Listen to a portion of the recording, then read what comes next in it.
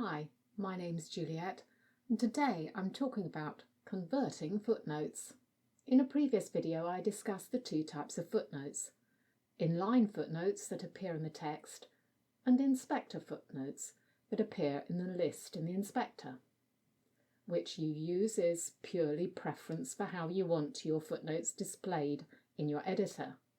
But what if you start using one type of footnote and then decide you want to change them to another because you don't like how it looks?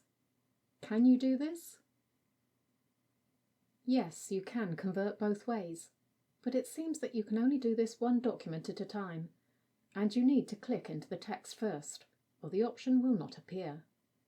In my text, I've made the text red next to where the footnote was, so you can see that this is happening correctly. Click into your text, go to the Edit menu and select Transformations.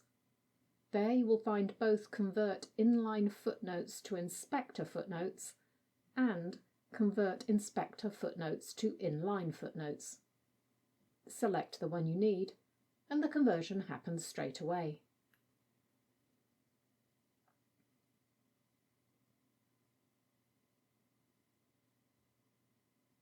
It works well, but if you have a long manuscript, it might be a good idea to decide on the format you prefer before you go too far.